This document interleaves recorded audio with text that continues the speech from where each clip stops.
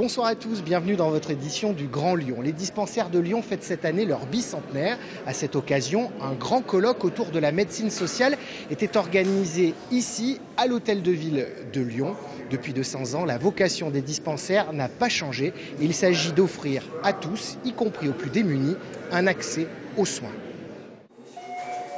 Exposée fièrement au milieu de la salle d'attente, cette table de consultation symbolise à elle seule 200 ans d'histoire au service des Lyonnais. Le dispensaire général de Lyon fête cette année son bicentenaire. Sa mission depuis 1818 est toujours la même. Quand les médecins des hospices civils, les 5 médecins fondateurs, ont fait cette fondation, c'était dans l'idée qu'il fallait dispenser des soins de ville à des personnes qui ne pouvaient pas avoir accès à ces soins sans être aidées.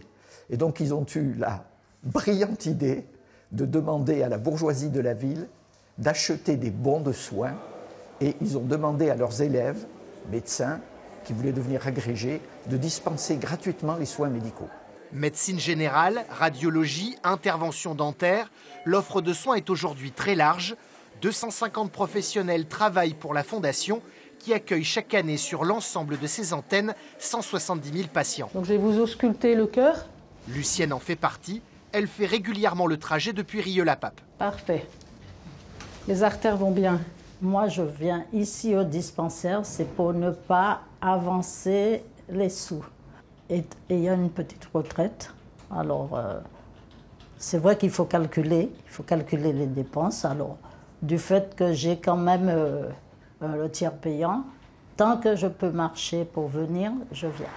Un tiers des personnes qui viennent au dispensaire de Lyon ou ici à celui de Vaux-en-Velin bénéficient de la couverture maladie universelle ou de l'aide médicale d'État. Il y aura toujours besoin de soigner des gens qui ont moins de moyens, on va dire ça comme ça. Mais l'ADN de la Fondation, c'est aussi soigner les personnes âgées. On a un secteur médico-social qui va au domicile des patients avec des services de soins infirmiers. On a aussi un dispositif que l'ARS nous a confié qui est de soigner des personnes handicapées. Donc la vocation est toujours la même depuis 1818. Elle est en train de s'étoffer différemment. Réponse aux difficultés économiques des Lyonnais, solution aussi pour lutter contre la pénurie de médecins. Le dispensaire va débuter son 3e siècle d'existence avec l'ouverture en juin d'un nouveau centre de santé, quartier Gerland. Le BHV à Lyon, c'est bientôt fini. Les magasins de Limonest et du centre commercial de la Part-Dieu vont fermer début 2019. Le personnel devrait être reclassé au sein du groupe Galeries Lafayette, propriétaire de l'enseigne. La direction justifie cette décision par une stagnation du volume d'activité.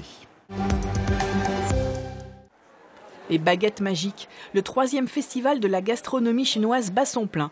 Une trentaine de restaurants lyonnais, comme ici à la Croix-Rousse, s'y sont mis. Chaque arrondissement doit faire découvrir les spécialités d'une région de l'Empire du Milieu. Sichuan, c'est surtout connu pour son poivre sichuanaise qui pique un peu la langue, mais c'est pas vraiment un piment, ça va pas arracher la gorge, ça fait danser un petit peu sur la langue comme des petits éclats. Des recettes pas complètement inconnues pour la chef. Formée à l'Institut Paul Bocuse, Marion Boé a fini ses études en Chine. Elle a initié toute son équipe à des mets délicats comme ces raviolis particuliers. C'est là où elle fait le folding hands, le shaoshu, c'est-à-dire qu'elle a récupéré les 2 bras, elle ferme ensemble, et c'est de là d'où vient le nom sichuanais de ces raviolis, shaoshu, qui veut dire se rejoindre, se tendre la main. Pour proposer chaque jour un menu différent, il a fallu trouver des produits importés directement de Chine. Ça a été génial. On a fait 2 après-midi, on est parti dans les épiceries chinoises, dans le 7e arrondissement. On a tout raflé, tout ce qui était possible et imaginable, en épices, en pâte de soja fermentée. Les cuisiniers ont testé de nombreuses recettes avant de choisir les menus.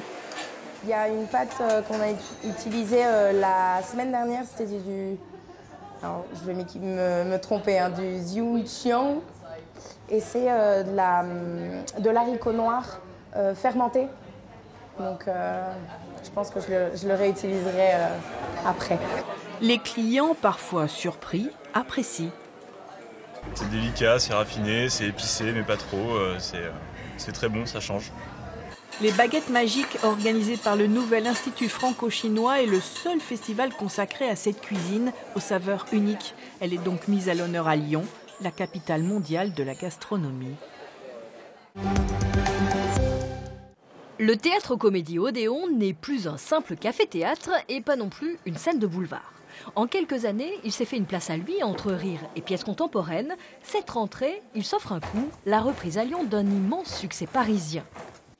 D'abord, qu'est-ce qu'une histoire avec un grand H ? Le porteur d'histoire, c'est presque 2000 représentations depuis 7 ans et pour son auteur et metteur en scène de Molière, remporté en 2014. Merci à Benjamin Bellecour de m'avoir poussé à écrire Le porteur d'histoire. Mais avant de faire un triomphe, Alexis Michalik est parti de rien en off à Avignon. Du coup, pas de grande scène. Pour remonter la pièce, il a choisi cette salle lyonnaise de 300 places. C'est du théâtre, il faut qu'on les voit les acteurs. C'est pas un show avec des effets, avec de la pyrotechnie. Il y a un décor très simple. Ce qui est intéressant pour que l'émotion passe, c'est qu'on les sente les acteurs, c'est qu'on les devine, c'est qu'on soit avec eux dans cette histoire qu'ils vont nous raconter. Dernière répétition avant de se lancer pour 90 dates avec une nouvelle distribution entièrement locale. Le théâtre a reçu 400 candidatures et retenu 5 comédiens. Pas de tête d'affiche, on compte sur le bouche à oreille et le talent des interprètes. C'est une grande aventure cette pièce, elle joue depuis tellement longtemps, il y a tellement de comédiens aussi qui l'ont jouée, des super comédiens, que de faire partie de ça, c'est super. Un hymne aux livres et aux histoires, un périple à travers le temps et l'espace, des dizaines de personnages. Le Comédie Odéon espère bien que ce tourbillon séduira aussi les Lyonnais. Nous sommes producteurs de la pièce, c'est nous qui prenons les risques et espérons récolter les bénéfices de cette exploitation, c'est-à-dire avoir beaucoup de gens, parce qu'ici, notre théâtre est financé uniquement par les spectateurs, et pouvoir à nouveau proposer d'autres spectacles. Le théâtre a jusqu'à début février pour réussir son pari. C'est la fin de cette édition. On se retrouve lundi, car demain, le journal régional sera entièrement consacré au Congrès national des pompiers. On vous souhaite donc un très bon week-end. Tout de suite, vous retrouvez Lise Riget pour la fin du journal régional.